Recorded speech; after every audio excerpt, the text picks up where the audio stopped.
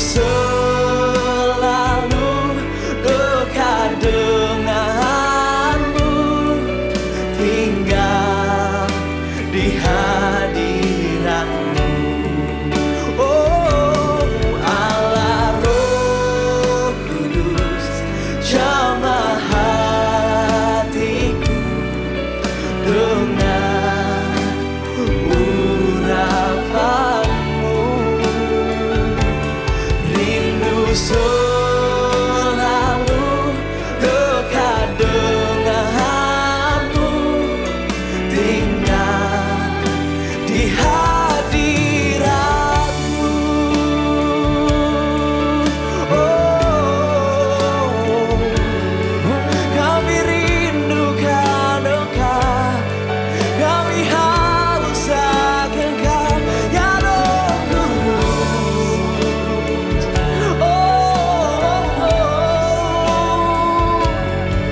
Idalah ya namo tahamangat, isyara mata ya namo.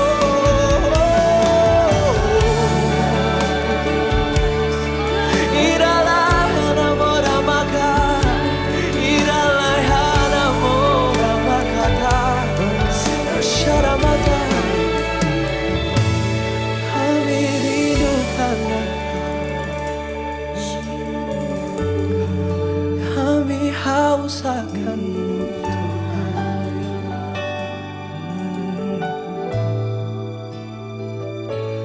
Allah Roh Kudus, jamah hatiku dengan urapan-Mu. Rindu selalu dekat denganmu, tinggal di hadiratmu. Allah Roh Kudus, jamah hatiku dengan urapanmu. Rindu selalu dekat denganmu, tinggal di hadiratmu.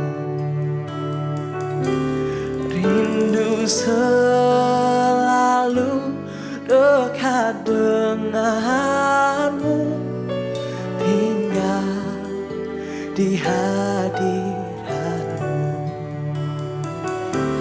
Rindu selalu dekat denganmu, tinggal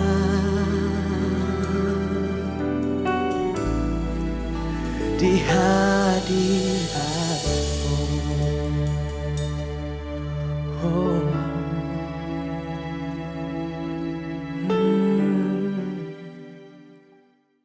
Halo, mau nanya nih, kamu pernah ikut AOG Bootcamp sebelumnya nggak? Belum pernah. Belum pernah sih. Pernah dong. Belum pernah. Yap, pernah. Apa yang kamu rasakan waktu itu? Waktu itu pas bootcamp seru banget, ya asik banget.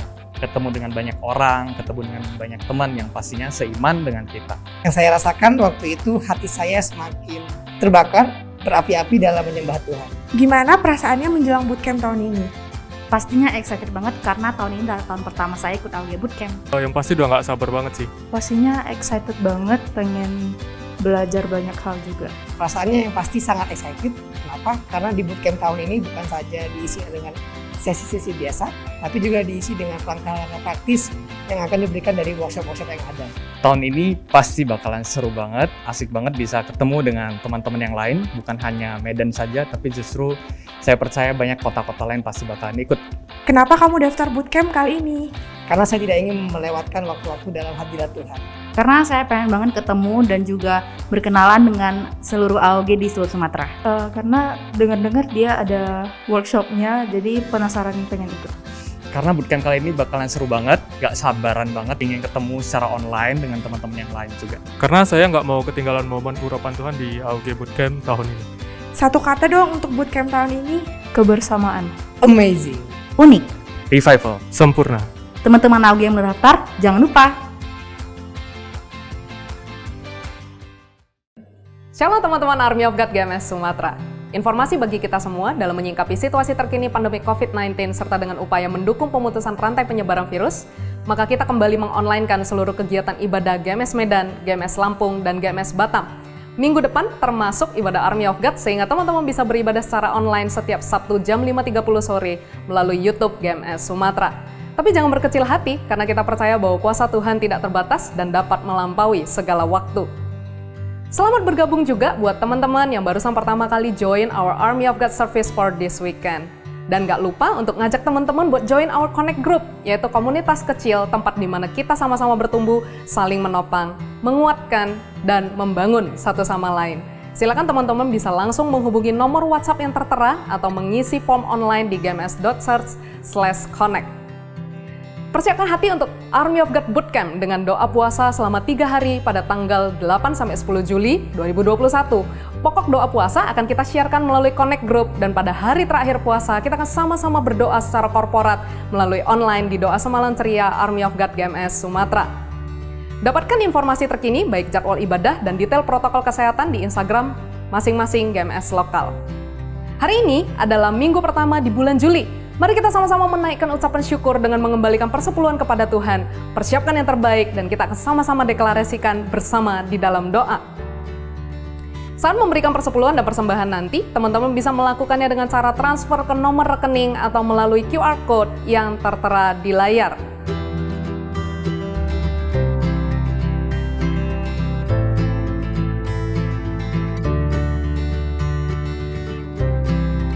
Dan mari kita sama-sama mempersiapkan hati untuk kita beribadah bersama karena memburu hadirat Tuhan itu berkenan di hadapan Tuhan dibandingkan menanti-nantikan hadirat Tuhan saja.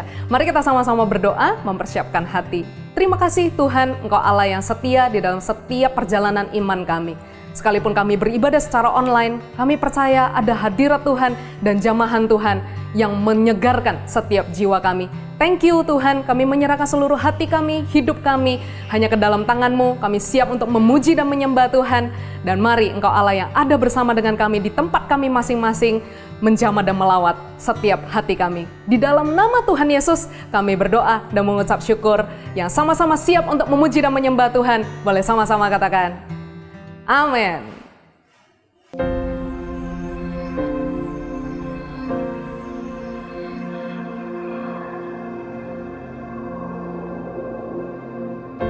Orang yang suka memuji akan kuat roh doanya. Orang yang berdoa pasti berakhir memuji. Karena Allah bertata di atas pujian. Siapa memuji, Allah mengatasi hidupnya.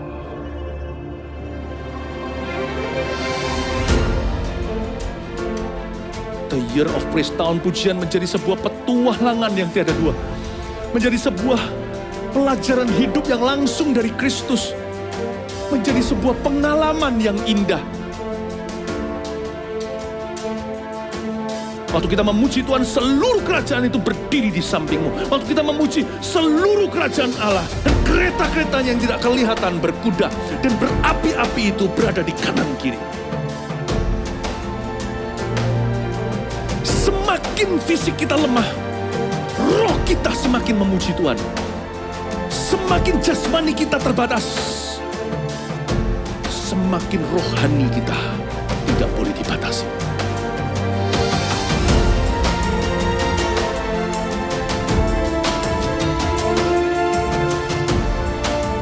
Welcome to the Year of Praise and Provision. Mari kita mengizinkan Tuhan merajut rancangan yang belum pernah kita bayangkan.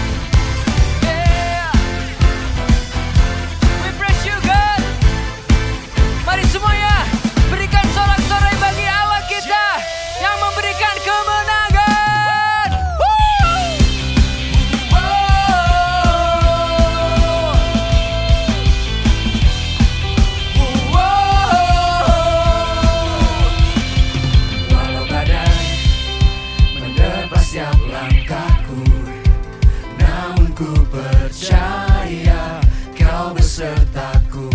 Amin. Segala firman-Mu menerangi jalanku, memberi kekuatan dalam jiwaku. Yesus, Yesus, Kaulah jawaban. Hey! Bersamamu ku kan selalu berang.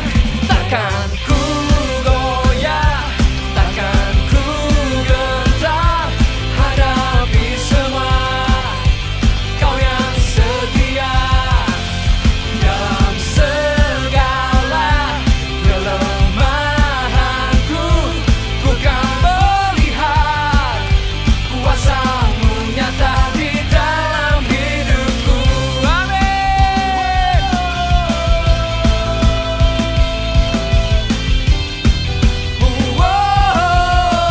Katakan dengan iman.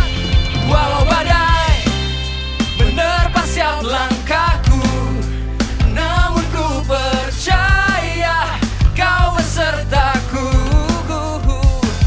Segala firman-Mu, hey, menerangi jalanku, memberi kekuatan dalam jiwaku.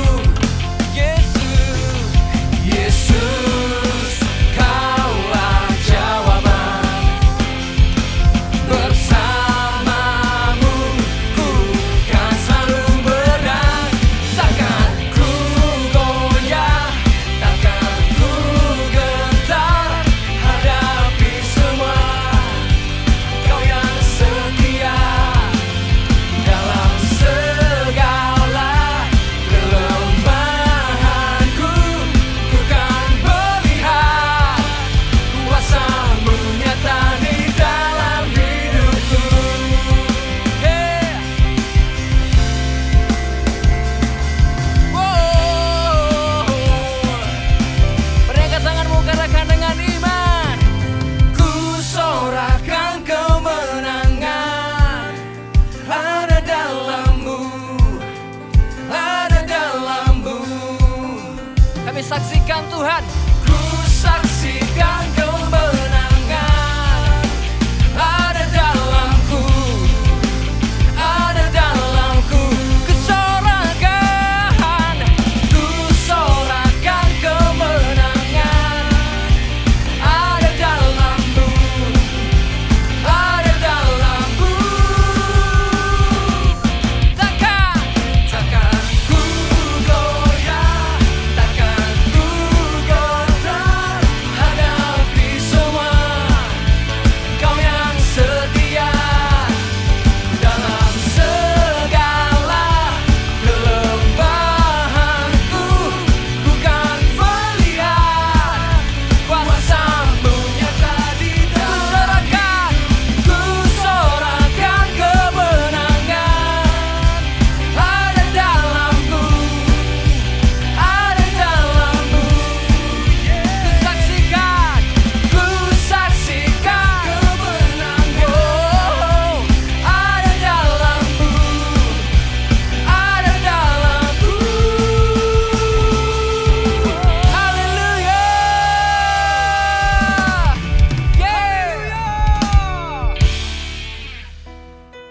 Terima kasih ya Tuhan buat hari ini. Kami sungguh bersyukur Tuhan. Kami percaya Engkau sudah jadikan kami pemenang. Bila Tuhan hari ini ketika kami datang dengan apa adanya. Mari bawa hidupmu kepada Dia.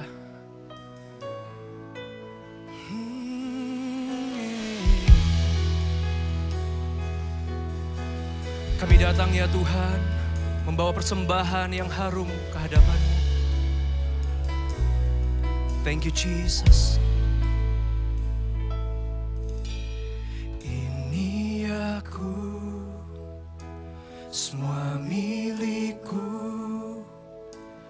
ku serahkan padamu Tuhan. Penyesalan dan kebanggaan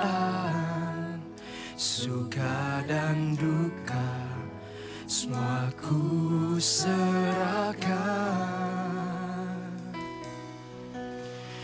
Yang telah lalu, yang kan datang, hasrat dan harapan yang terbayang,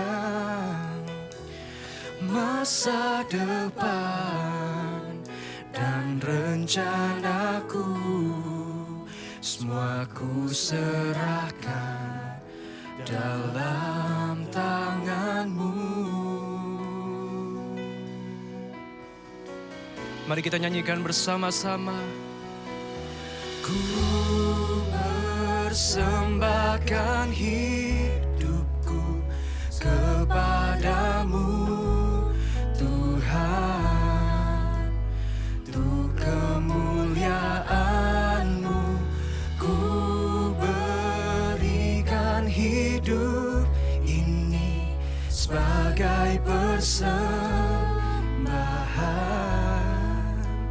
yang berkenan padamu. Biarlah ini menjadi persembahan kami ya Tuhan. Ini kami, ini aku, semua milikku, ku serahkan padamu Tuhan. Penyesalan dan kebanggaan, suka dan duka, semua ku serahkan. Ya, yang telah lalu, yang kan datang, hasrat dan harapan yang terbayang, masa depan dan rencanaku, semua ku serahkan. Mari dimanapun kalian berada, angkat kedua tanganmu, katakan, ini persembahan kami ya Tuhan. Ku persembahkan hidupku kepadamu Tuhan, untuk kemuliaan-Mu.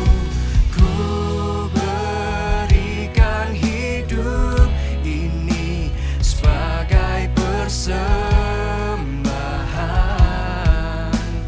yang berkenan padamu. Ini yang kami persembahkan ya Tuhan. Ku persembahkan hidupku kepadamu Tuhan, untuk kemuliaan-Mu. Ku berikan hidup ini sebagai persembahan yang berkenan padamu.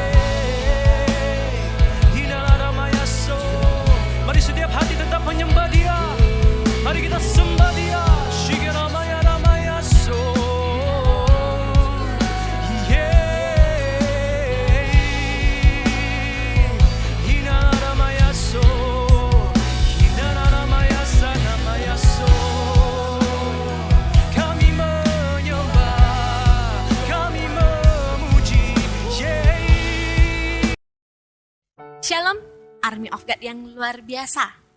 Bagaimana kabar kalian? Pastinya luar biasa, bukan? Saya berdoa untuk setiap Army of God dalam kondisi yang sehat. Stay safe, everyone. Sungguh sebuah sukacita yang besar saya diberi kesempatan untuk bisa khotbah di tengah-tengah Army of God Medan. Bagi yang mau mencatat, tema hari ini adalah I'm a leader. Ketika kita mendengar kata leader, apa yang ada di benakmu? Mungkin akan ada penolakan yang langsung terjadi. Sounds like sesuatu yang menyeramkan. Kalau ditanya, siapa nih yang mau jadi leader? Langsung tuh, tunjuk-tunjukan. Dia. Ini aku, utuslah dia. Kayak gitu ya. Karena semua menolak menjadi seorang leader. Nah, hari ini kita sama-sama akan belajar ya. Saya bukan akan menyampaikan tentang leader yang memimpin sebuah komunitas atau leader yang memimpin sebuah perusahaan, tapi leader yang memimpin dirinya sendiri. Untuk kita bisa memimpin orang lain, maka kita harus mulai dengan memimpin diri kita sendiri terlebih dahulu. Bagaimana kita bisa memimpin orang lain kalau hidup kita saja tidak terurus? Kalau hidup kita saja terbengkalai, bagaimana lagi kita mau mengurus orang lain? Sedangkan ngurus hidup sendiri aja tidak beres. Nah, hari ini kita akan sama-sama belajar how to be a great leader. Bagaimana menjadi seorang leader yang baik? Sebelum itu, mari kita sama-sama katakan, I'm a leader. Yes, saya percaya, saya melihat dan saya mendengar dengan iman saya, setiap dari Anda sepakat dengan saya. Nah, setiap kita punya benih pemimpin itu di dalam diri setiap kita masing-masing. Hari ini saya mau katakan, siapapun Anda, pelajar, mahasiswa, sudah bekerja, berapapun usia Anda adalah seorang pemimpin. Jadi sebelum Anda dipakai dengan luar biasa, belajar terlebih dahulu bagaimana menjadi seorang pemimpin yang baik. Karena kabar sukacitanya adalah Tuhan sudah tidak sabar untuk memakai hidupmu. Jadi hari ini kita sama-sama belajar ya. Nah, hari ini saya akan membahas tentang salah satu tokoh di dalam Alkitab yang hidupnya luar biasa. Bagaimana ia memimpin dirinya sendiri sehingga menjadi berkat bagi banyak orang. Yaitu Nehemia. Kita akan sama-sama baca ya. Nehemia 1 pasal 1 ayat pertama sampai yang ke-11. Saya mau dengar. Yang sudah dapat katakan yes. Oke, mari kita sama-sama bacakan. Doa Nehemia bagi orang Israel. Riwayat Nehemia bin Hakalia pada bulan Kislu tahun ke-20. Ketika aku ada di Puri Susan, datanglah Hanani, salah seorang dari saudara-saudaraku, dengan beberapa orang dari Yehuda. Aku menanyakan mereka tentang orang-orang Yahudi yang terluput, yang terhindar dari penawanan, dan tentang Yerusalem. Kata mereka kepadaku, orang-orang yang masih tinggal di daerah sana, yang terhindar dari penawanan, ada dalam kesukaran besar dan dalam keadaan tercela. Tembok Yerusalem telah terbongkar dan pintu-pintu gerbangnya telah terbakar. Ketika ku dengar berita ini, duduklah aku menangis dan berkabung selama beberapa hari. Aku berpuasa dan berdoa ke hadirat Allah semesta langit. Kataku, ya Tuhan, Allah semesta langit, Allah yang maha besar dan dahsyat, yang berpegang pada perjanjian dan kasih setianya terhadap orang yang kasih kepadanya dan tetap mengikuti perintah-perintahnya. Berilah telingamu dan bukalah matamu dan dengarkanlah doa hambamu yang sekarang ku panjatkan ke hadiratmu siang dan malam bagi orang Israel, hamba-hambamu itu, dengan mengaku segala dosa yang kami orang Israel telah lakukan terhadapmu. Juga aku dan kaum keluargaku telah berbuat dosa. Kami telah sangat bersalah terhadapmu dan tidak mengikuti perintah-perintah, ketetapan-ketetapan dan peraturan-peraturan yang telah kau perintahkan kepada Musa, hambamu itu. Ingatlah akan firman yang kau pesankan kepada Musa, hambamu itu, yakni bila kamu berubah setia, kamu akan kucerai-beraikan di antara bangsa-bangsa. Tetapi bila kamu berbalik kepadaku dan tetap mengikuti perintah-perintahku serta melakukannya, maka sekalipun orang-orang buanganmu ada di ujung langit, akan kukumpulkan mereka kembali dan kubawa ke tempat yang telah kupilih untuk membuat namaku diam di sana. Bukankah mereka ini hamba-hambamu dan umatmu yang telah kau bebaskan dengan kekuatanmu yang besar dan dengan tanganmu yang kuat? Ya Tuhan, berilah telinga kepada doa hambamu ini dan kepada doa hamba-hambamu yang rela takut akan namamu. Dan biarlah hambamu berhasil hari ini dan mendapat belas kasihan dari orang ini. Ketika itu aku ini juru minuman raja. Oke. Jadi ini adalah ceritanya ketika Nehemia ini penasaran apa yang terjadi dengan orang-orang Yahudi. Sehingga dia bertanya dan orang-orang itu menyampaikan. Di sana disampaikan Hanani ini menceritakan apa yang terjadi dengan orang-orang Yahudi. Dia menceritakannya, terus cerita yang dia dengar itu membuat Nehemia hancur hati. Membuat Nehemia itu sedih dengan kondisi yang dia dengar. Tapi Nehemia nggak tahu dia harus melakukan apa. Sehingga tadi di ayat yang kita baca apa? Nehemia berdoa. Nehemia berpuasa. Cari wajahnya Tuhan. Wow, luar biasa ya.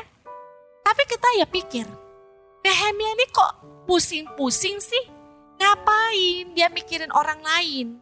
Kan hidup dia enak. Hidup dia nggak ada kekurangan, baik-baik saja. Tapi Nehemia tidak berpikir seperti itu. Ketika dia tahu kondisi orang-orang Yahudi dan Yerusalem itu, dia langsung mengambil ini sebagai sebuah tanggung jawabnya. Karena dia berpikir, kalau bukan dia yang mengerang, kalau bukan dia yang berdoa, bukan dia yang bergerak, lalu siapa? Jadi itu menjadi titik balik hidupnya. Dia mendapati visi yang datangnya dari Tuhan, yaitu membangun kembali tembok yang runtuh itu. Poin pertama, bagaimana untuk kita menjadi seorang pemimpin? Yang pertama, you must have a vision. Kamu harus ada visi. Karena visi adalah pendorong kita untuk melakukan sesuatu. Kalau kita tidak punya visi atau tujuan yang jelas, kita tidak akan termotivasi untuk melakukan apapun. Karena itu saya mau nanya, apakah setiap dari kita punya visi di dalam hidupnya kita? Saya sungguh percaya kita tidak mau hidup kita itu flat aja. Maksudnya flat gimana?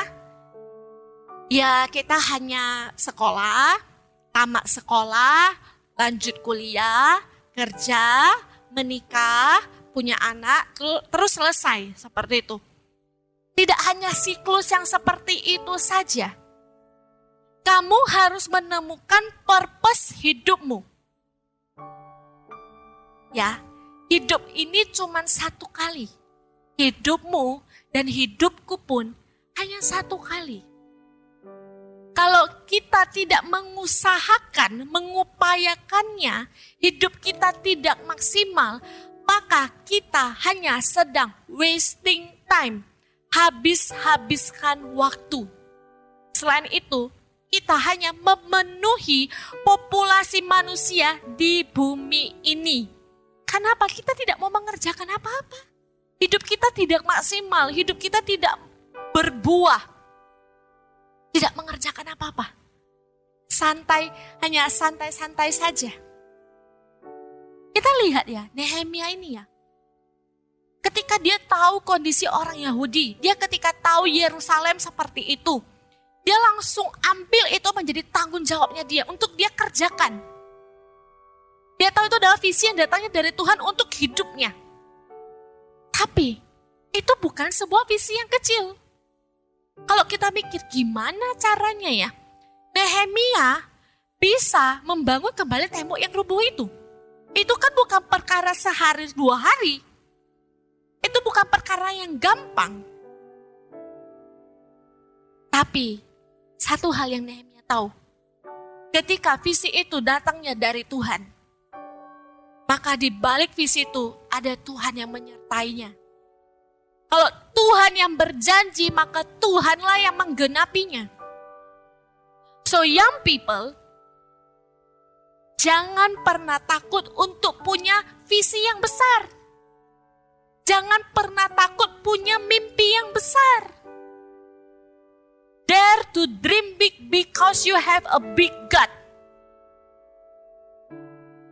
Jadi hari ini saya mau katakan, bagi setiap dari Anda, bagi setiap dari kalian hari ini yang mendengarkan khotbah ini, kalau kalian tidak ada visi, kalian tidak tahu mau mengejar apa, tidak ada goal di dalam hidup kalian, percayalah, tidak ada kata terlambat. Mulai hari ini, saat ini juga, berdoa sama Tuhan. Minta sama Tuhan, cari tahu apa sih yang menjadi visinya Tuhan di dalam hidup saya. Sehingga hidup saya ini tidak flat, tapi hidup saya bisa menjadi hidup yang maksimal. Hidup saya adalah hidup yang berbuah. Better late than never. Lebih baik terlambat daripada kita tidak pernah mengusahakannya. Lebih baik terlambat daripada kita tidak pernah melakukan apa-apa. PR untuk setiap dari Army of God hari ini ya. Cari tahu apa yang menjadi visi Tuhan di dalam hidupmu. Semua orang pasti ada visi hidupnya. Jadi, doakan, cari tahu, renungkan, pikirkan. Lalu kerjakan. Nah, kita lanjut, kita baca Nehemia pasal yang kedua. Selain kita punya, untuk menjadi seorang pemimpin, selain kita punya visi, kita harus seperti apa lagi? Kita lanjut di Nehemia pasal yang kedua. Kita tidak akan baca semua ayatnya ya, kita hanya akan baca beberapa ayat saja. Nehemia diutus ke Yerusalem. Pada bulan Nisan tahun ke-20 pemerintahan Raja Artasasta, ketika menjadi tugasku untuk menyediakan anggur, aku mengangkat anggur dan menyampaikannya kepada raja. Karena aku kelihatan sedih, yang memang belum pernah terjadi di hadapan raja. Bertanyalah ia kepadaku, mengapa mukamu muram, walaupun engkau tidak sakit? Engkau tentu sedih hati. Lalu aku menjadi sangat takut. Jawabku kepada raja, hiduplah raja untuk selamanya. Bagaimana mukaku tidak akan muram kalau kota tempat pekuburan nenek moyangku telah menjadi reruntuhan dan pintu-pintu gerbangnya habis dimakan api. Oke. Ya, jadi ceritanya tadi disampaikan profesi Nehemia ini apa? Juru minum raja. pada zaman Raja Artasasta. Jadi kerjaan juru minum itu apa? Menyediakan minuman raja, mempersiapkan segala sesuatu yang berhubungan dengan minuman raja. Jadi sampai satu waktu ketika Nehemia ini sedang menyediakan minuman untuk raja, dia itu kan kita tahu ya, dia dalam kondisi yang sedih, dia dalam kondisi yang berbeban berat, sehingga itu terpancar dari mukanya. Mukanya itu sedih, mukanya itu muram. Dan tadi dikatakan apa? Itu belum pernah terjadi di hadapan raja. Sehingga raja tuh langsung aware dong pastinya, karena dia belum pernah lihat Nehemia itu bersedih ataupun muram mukanya. Jadi raja ini nanya, Nehemia, apa yang terjadi? Kenapa mukamu sedih? Kan kamu gak lagi dalam kondisi yang sakit. Nehemia menceritakan semuanya apa yang terjadi. Nanti dibaca ya di rumah ya, ayat-ayat berikutnya. Nehemia itu bersedih hati, dia ceritakan apa yang menjadi keluh kesahnya. Bahkan dia minta izin kepada raja untuk dia bisa ke Yerusalem, membangun kembali tembok yang runtuh itu. Poin yang kedua adalah apa? Self-awareness. Di poin ini kita belajar untuk bisa menanggalkan egonya kita. Dan bukan hanya itu, ada hal-hal yang harus kita sadari bahwa ada hal-hal masalah-masalah di dalam hidup kita yang tidak bisa kita selesaikan sendiri. Kita butuh orang lain. Jangan terlalu gengsi untuk menyatakan kelemahanmu. Jangan terlalu gengsi untuk menyatakan keterbatasanmu. Nehemia loh, dia berani menyatakannya. Pertama, ketika dia tahu kondisi orang Yahudi, apa yang dia lakukan? Dia berdoa dan berpuasa cari wajah Tuhan. Karena dia tahu dia tidak akan bisa menyelesaikan ini sendiri. Dia tidak akan sanggup. Jadi dia cari Tuhan. Karena Tuhanlah satu-satunya kekuatan dia. Tuhan yang akan memampukan dia untuk menghadapi itu. Untuk menggenapi visi yang Tuhan berikan di dalam hidupnya. Nehemia menyadari ketidakmampuan dia. Yang kedua, apa yang dilakukan Nehemia lagi? Seperti di ayat yang kita baru baca barusan di pasal yang kedua. Ketika raja tanya kepada Nehemia, toh Nehemia punya hak kalau dia mau bilang, oh raja, saya nggak apa-apa. Bisa ya? Karena tadi disampaikan apa? Ketika raja bertanya, menjadi takutlah si Nehemia ini. Tapi dia tahu, dia nggak bisa juga mengerjakan ini sendiri. Dia sampaikan kepada raja.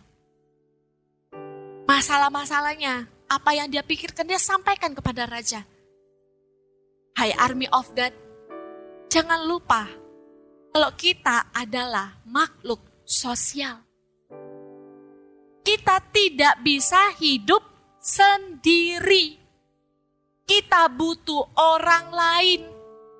Entahkah itu mendoakan kita, entahkah itu mendengar ceritanya kita.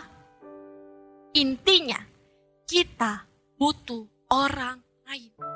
Kita tidak bisa sendiri. Ketika Nehemia menceritakan semua itu kepada raja, bahkan dia minta izin sama raja, Nehemia itu nggak tahu loh bagaimana responnya si raja. Apakah raja akan mengizinkan ataukah justru raja akan marah-marah? Dia nggak tahu. Dia hanya melangkah dengan berani ketaatannya, dia sampaikan kepada raja. Dan Tuhan bekerja. Raja bukan hanya memberikan izin kepada Nehemia, tapi raja menyediakan surat-surat yang dibutuhkan oleh Nehemia. Kita lihat ayatnya. Ya, kita lihat di Nehemia 2 ayat yang ke-7 sampai yang ke-8. Yang sudah dapat katakan haleluya. Oke, mari kita sama-sama baca ayat yang ke-7. Berkatalah aku kepada raja, jika raja menganggap baik, berikanlah aku surat bagi bupati-bupati di daerah seberang sungai Efrat, supaya mereka memperbolehkan aku lalu sampai aku tiba di Yehuda. Pula sepucuk surat bagi Asaf, pengawas taman raja, supaya dia memberikan aku kayu untuk memasang balok-balok pada pintu-pintu gerbang di benteng bait suci, untuk tembok kota dan untuk rumah yang akan kudiami. Kita lihat luar biasa bagaimana Tuhan bekerja. Bukan hanya izin yang dia dapat, Tuhan bukakan jalan untuk Nehemia. Nah, kita jangan pernah mengkotaki diri kita sendiri. Kalau ada masalah, hanya aku sendiri yang bisa menghadapinya. Orang lain gak bisa lah bantu saya. Oh, ini kan masalah saya sendiri. Hanya saya sendiri yang bisa menyelesaikannya. Kamu tidak pernah tahu bagaimana Tuhan bekerja. Saya pribadi, saya setiap hari berdoa sama Tuhan. Tuhan, pertemukanlah saya dengan orang yang terbaik. Pertemukanlah saya dengan orang yang tepat. Kenapa doanya seperti itu? Karena saya tidak pernah tahu bagaimana Tuhan bekerja, bagaimana Tuhan pakai orang lain untuk bantu saya. Saya juga tidak pernah tahu bagaimana Tuhan pakai saya untuk bisa memberkati orang lain. Jadi saya selalu berdoa seperti itu sama Tuhan. Jadi kita harus sadar, ada kalanya memang kita tidak bisa menghadapi semua itu sendiri. Kita butuh orang lain.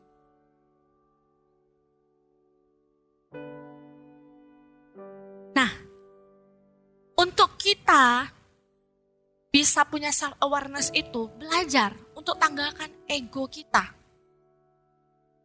Belajar untuk lepaskan gengsinya kita. Ya kalau memang gak bisa, berkatalah gak bisa. Kalau gak sanggup, katakanlah gak sanggup. Biarkan apa? Ketika itu kita buka ruang selebar-lebarnya untuk kuasa Tuhan menyertai dan memampukan kita. Di detik kita merasa kita bisa mengerjakannya sendiri dengan kekuatan kita sendiri, Tuhan tidak akan pernah mengerjakan apa-apa. Tuhan akan hanya melihat seberapa sanggup engkau menyelesaikannya. Jadi, jangan terlalu sombong. Kita jangan terlalu sombong. Kita manusia punya banyak kekurangan, bukan hanya Anda, saya pun iya. Banyak kekurangan, banyak keterbatasan, banyak nggak bisanya. Nah kalau kita bersikukuh, saya mau mengerjakannya sendiri. Saya tidak mau minta bantuan orang. Saya tidak mau mengandalkan Tuhan. Let go. Let's go, kerjakanlah apa yang kamu rasa itu baik. Tapi kamu tidak akan melihat penyertaan Tuhan di dalam hidupmu. Karena belajarnya ya anak-anak muda kadang tuh gengsi. Mau minta tolong gengsi. Malu. Tanggalkan itu. Loh kita gak bisa hidup sendiri kok. Itu kan udah hal yang gak bisa dipungkiri. Manusia memang tidak diciptakan untuk sendiri. Ya, oke. Tidak hanya sampai di situ. Ketika kita sudah punya visi nih, kita punya yang namanya self-awareness. Untuk mengerjakan visi dan menjalani kehidupan kita, tidak selalu jalannya mulus. Jalannya itu nggak kayak jalan tol gitu ya. Mulus, nggak ada hambatannya. Tapi saya mau bilang, di dalam kita mengerjakannya, kadang itu ada bebatuan. Kadang itu ada lika-likunya. Ada cobaannya. Ada prosesnya. Ada tantangannya. Terus kita pikir, kok kayak gitu? Emang kenapa? Karena itulah membuat dirimu menjadi teruji. Apakah kamu akan memenangkan pertandingan ini? Atau kamu akan memilih untuk kamu menyerah, kalah sebelum pertandingan ini selesai? Pilihan ada di tanganmu. Memilih untuk tetap bergerak meskipun tantangan, meskipun ada prosesnya, atau give up. Oke, kita lihat ya cerita Nehemia ya. Long story short, Nehemia ini sudah ada di Yerusalem. Visinya Nehemia di Yerusalem ngapain? Kunjungin keluarga? Bukan. Dia mau mengerjakan visi yang datangnya dari Tuhan. Dia mau bangun kembali tembok yang runtuh itu. Apakah jalannya mulus? Apakah dengan gampang dia bisa langsung mengerjakan membangun tembok itu? Nah, itu bukan pekerjaan 1-2 hari. Dia harus urus ini dulu, harus mempersiapkan ini dulu. Banyak hal yang harus dia kerjakan. Tapi di dalam mengerjakan visinya, dia menemukan banyak tantangan. Banyak cobaan, banyak gesekan, cercaan, ejekan. Semuanya. Kita lihat di Nehemia 4. Kita cukup baca perikop saja ya. Nehemia 4. Kewaspadaan terhadap orang-orang yang menentang pembangunan. Kewaspadaan terhadap orang-orang yang menentang pembangunan. Highlight orang-orang yang menentang pembangunan. Dari kata-kata kalimat itu kita sudah tahu. Ada orang-orang yang gak setuju. Ada orang-orang yang tidak mendukung. Ada orang-orang mau menjatuhkan. Jadi di pasal 4 ini ada 2 nama. Sambalat dan Tobia. 2 orang ini tidak setuju. Sehingga mereka hendak menjatuhkan mental. Sehingga mereka itu mau mengejek orang-orang Yahudi ini. Kalau nanti kalian baca, itu ada. Ayatnya seperti ini, saya cari bentar ya. Oke, di ayat yang kedua. Dan berkata di hadapan saudara-saudaranya dan tentara Samaria. Apa gerangan yang dilakukan orang-orang Yahudi yang lemah ini? Apakah mereka memperkokoh sesuatu? Apakah mereka hendak membawa persembahan? Apakah mereka akan selesai dalam sehari? Apakah mereka akan menghidupkan kembali batu-batu dari timbunan puing yang sudah terbakar habis seperti ini? Lalu berkatalah Tobia, orang Amon itu, yang ada di dekatnya, sekalipun mereka membangun kembali, kalau seekor anjing hutan meloncat dan menyentuhnya, robohlah tembok batu mereka. Kita bisa lihat, itu sangat menjatuhkan mental orang-orang Yahudi ini. Ketika orang kalau mendengar itu ya, orang tuh langsung berpikir, ya apakah kita sanggup ya? Kayaknya aku gak bisa. Tapi Nehemia tidak gentar. Bukan hanya sampai di situ. Dia bukan hanya menghadapi orang-orang yang menentang dia. Ada hal lain lagi yang dihadapi oleh Nehemia ini. Kita lihat di Nehemia pasal yang ke-5. Nehemia pasal yang ke-5. Kita baca perikopnya. Ya, kita baca perikopnya. Nehemia memperhatikan keluhan-keluhan sesama orang Yahudi. Nehemia memperhatikan keluhan-keluhan sesama orang Yahudi. Oke, tadi Sambalat dan Tobia, hitungan orang luar lah. Tidak setuju, tidak mendukung. Dan sekarang ada lagi tekanan dari dalam. Orang-orang Yahudi, banyak yang mereka keluhkan. Mereka tidak bisa menghargai, mereka tidak bisa bersyukur. Sehingga itu juga memusingkan kepala si Nehemia ini. memikirkan banyak hal. Jadi untuk dia mengerjakan dan membangun kembali tembok itu tidak gampang. Tekanannya banyak, cobaannya banyak. Itu sangat menguras pikiran, menguras hati. Coba aja kita mikir, kita ketika lagi excited banget ya, kita lagi happy banget, kita lagi antusias banget mau mengerjakan sesuatu. Terus kita dapati banyak orang tidak mendukung kita. Itu secara tidak langsung, itu mempengaruhi kita pastinya. Jadi minder sendiri, aduh bisa gak ya saya kerjakan ini, aduh aku sanggup gak ya kerjakan ini. Tapi Nehemia tidak seperti itu. Untuk kita sanggup memimpin diri kita sendiri, kita harus survive. Kita harus jadi kuat. Jangan biarkan proses yang ada menjatuhkan kita. Jadi poin yang ketiga itu adalah apa? Don't let yourself down. Don't let yourself down. Untuk kita mengerjakan visi, untuk kita punya mimpi yang besar. Banyak sih kerikilnya, banyak sih tantangannya.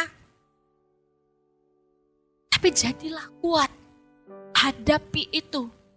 Percaya kalau kamu sanggup.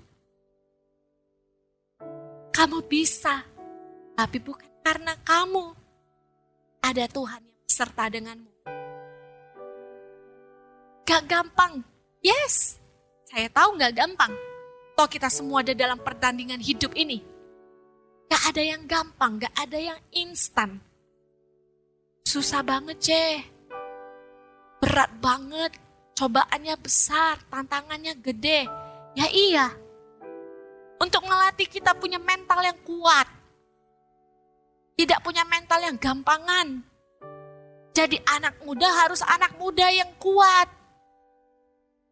Mentalnya mental baja, jangan mentalnya mental kerupuk. Sekali diremes, hancur. Nah, tapi ketika kamu memilih untuk give up, kamu sudah melewatkan kemenangan yang besar yang Tuhan sudah sediakan untukmu. Nehemia, kita bisa lihat ya, cobaannya tuh gak gampang loh. Tekanan dari luar, tekanan dari dalam. Banyak yang menekan dia, menghimpit dia. Tapi nanti kalau kalian baca tidak ada kata give up, tidak ada kata menyerah. Dia tetap mau menjadi pribadi yang kuat. Kita baca satu ayat ya. Nehemia 4 ayat yang ke-20. Nehemia 4 ayat yang ke-20. Ini bagus banget. Dan kalau kamu mendengar bunyi sangkakala di suatu tempat, berkumpullah ke sana, mendapatkan kami. Allah kita akan berperang bagi kita. Highlight kata-kata apa? Allah kita akan berperang bagi kita. Wow, luar biasa bukan? Kita bisa melihat imannya si Nehemia ini. Luar biasa, tidak tergoyahkan. Tidak gentar dia sama sekali. Karena first step-nya dia, langkah pertama dia itu sudah benar. Dia sudah cari Tuhan terlebih dahulu. Tuhanlah kekuatanku, Tuhanlah yang menyertaiku. Tuhan yang memampukanku. Sehingga Nehemia melangkah dengan berani. Meskipun banyak tantangan, banyak godaan, badai menerpa semuanya. Dia tetap menjadi pribadi yang kuat. Karena Tuhan beserta dengan dia. Dia sudah set matanya untuk tertuju sama Tuhan. Sehingga dia tahu ketika dia punya visi yang besar ini, ada Allah yang berperang bagi dia. Wow, keren banget. Belajar. Punya iman yang seperti itu. Jangan gentar kalau ada masalah. Jangan gentar kalau proses itu datang di dalam hidupmu. Tapi yang kamu perlu lakukan adalah apa? Berserah, berdoa sama Tuhan. Tuhan tidak pernah tinggal diam. Tuhan tidak pernah melepaskan tanganmu. Tuhan akan berperang bagimu. Jadilah kuat, teguh berdiri, menangkan pertandingan ini. Don't give up. Jangan pernah menyerah. Ya. Nah, saya beri kesaksian sedikit. Saya sekarang adalah gembala AOG GMS Jambi. Tapi untuk saya berjalan sejauh ini tidak gampang. Banyak cobaan. Mungkin ada sebagian dari Anda yang sudah tahu cerita saya. Bagaimana perjalanan saya menggenapi visinya Tuhan. Untuk saya ada di Jambi ini adalah visinya Tuhan. Saya ditentang oleh keluarga. Karena saya dulunya ada di Medan. Ya, saya ada bersama dengan kalian yang ada di Army of God Medan. Tapi saya diutus untuk ke GMS Jambi. Untuk memimpin Army of God. Memimpin movement kegerakan yang ada di kota Jambi. Gak gampang. Orang tua saya tidak setuju. Pertentangan itu, wah, beneran. Saya hampir setiap hari menangis gitu ya. Kayak, aduh Tuhan ini gimana? Padahal aku ini mau menggenapi visinya Tuhan. Saya ini mau melayani Tuhan. Saya mau memberikan terbaik untuk Tuhan. Tapi tekanan tuh ada. Bagian saya apa? Saya tahu saya hanya berserah sama Tuhan. Saya bilang Tuhan saya gak sanggup. Tuhan saya gak mampu. Saya butuh Tuhan.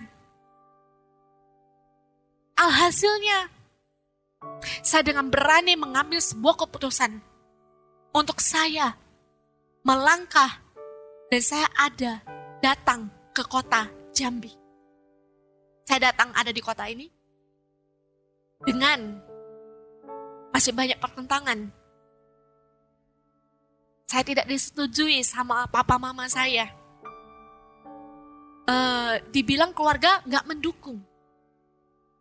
Kalau ditanya, waduh, kalau di Jambi jadinya beban pikiran dong. Yes, tapi saya tidak pernah membiarkan itu menggoyahkan saya. Saya gak mau ketika saya udah di sini, saya memimpin sebuah kegerakan, tapi saya masih memikirkan, aduh keluarga saya gimana ya, aduh papa mama saya gimana ya, aduh mereka gak mendukung saya harus gimana. Saya setiap hari berdoa. Saya minta kekuatan sama Tuhan.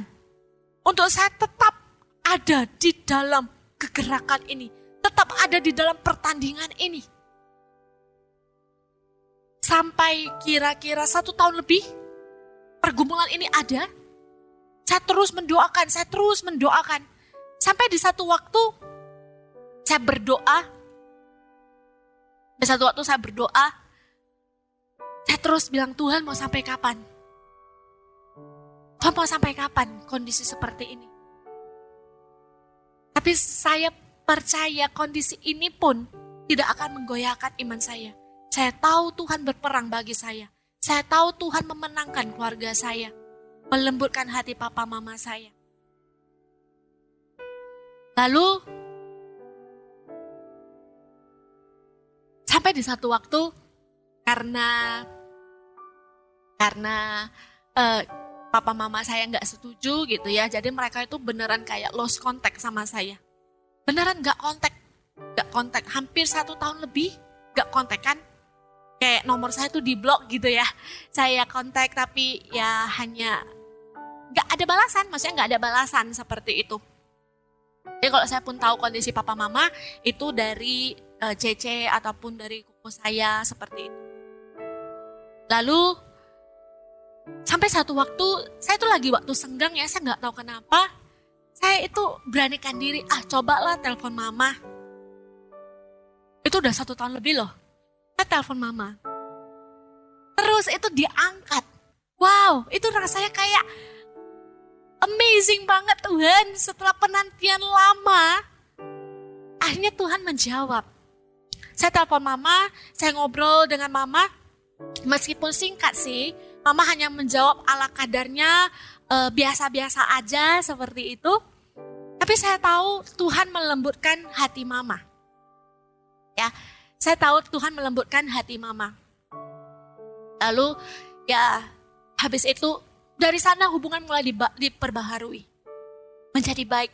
Dan sampai sekarang, saya udah sekitar berapa tahun ya?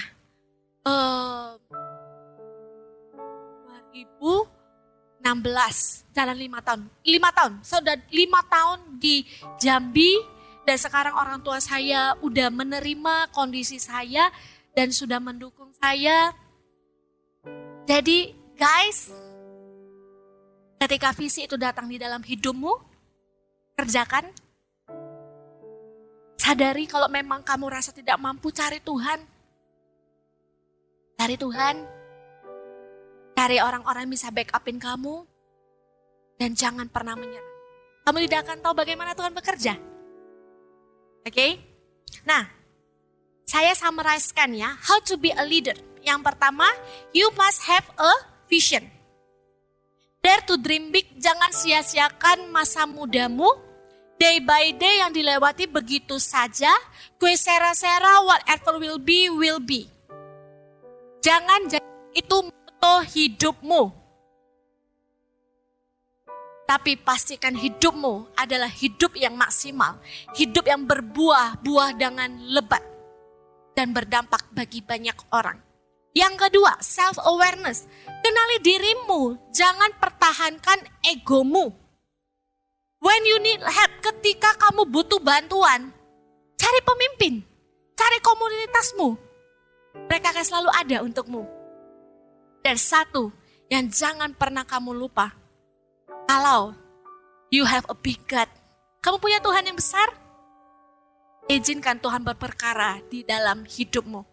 Di dalam kelemahanmu pun, Tuhan bisa pakai engkau menjadi kemuliaan bagi nama Tuhan. Yang ketiga, don't let yourself down. Di dalam perjalanan visimu, di dalam perjalanan hidupmu, tidaklah gampang. Banyak cobaan, banyak tantangan. Tapi jadilah kuat, jangan pernah menyerah. Karena di detik kamu menyerah, maka kamu sudah melewatkan sesuatu yang indah. Yang Tuhan sediakan untuk hidupmu. Keep on track and trust Him. Ketika kamu bisa memimpin dirimu sendiri dengan baik, maka kamu juga bisa memimpin orang lain dengan baik pula. Oke, mari kita sama-sama berdoa.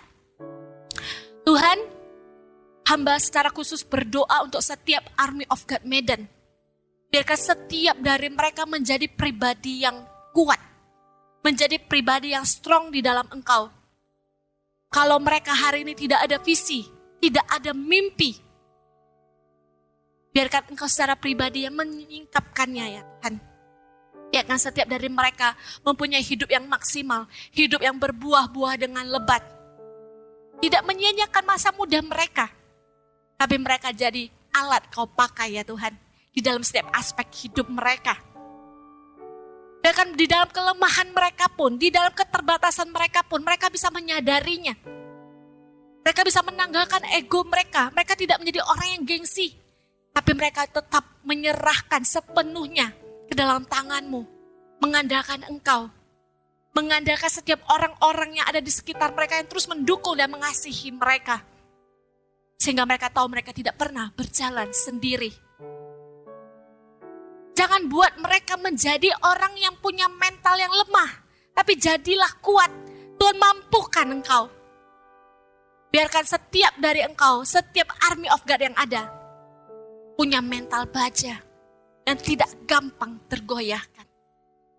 Jadilah pemimpin yang luar biasa, hai Army of God.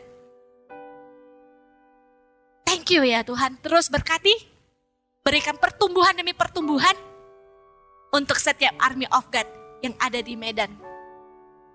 Hanya di dalam nama Tuhan Yesus kami berdoa dan mengucap syukur. Haleluya. Amin. Wow, that's a powerful message dari Cimegi. Saya percaya setiap kita semakin dikuatkan dan diteguhkan di dalam hati kita. Dan setiap jiwa kita semakin disegarkan oleh karena firman Tuhan selalu ya dan amin di dalam setiap hidup kita. Mari kita sama-sama angkat tangan di mana kita ada. Terimalah berkat dan kasih karunia, sukacita dan damai sejahtera dari Kristus persekutuan yang intim bersama dengan Roh Kudus akan menyertai perjalanan hidupmu. Dan mulai hari ini, setiap kita akan percaya dan mengerti bagaimana memimpin diri sendiri melebihi membangun orang lain. Sekalipun membangun orang lain adalah kewajiban kami juga Tuhan.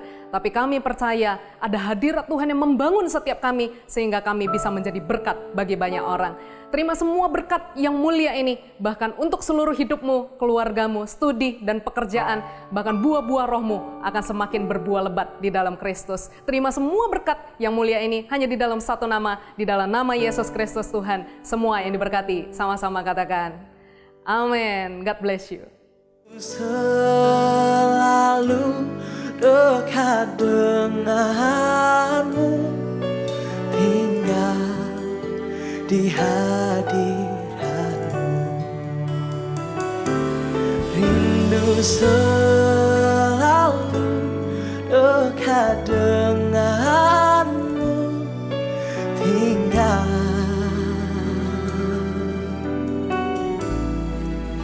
di hadiratmu.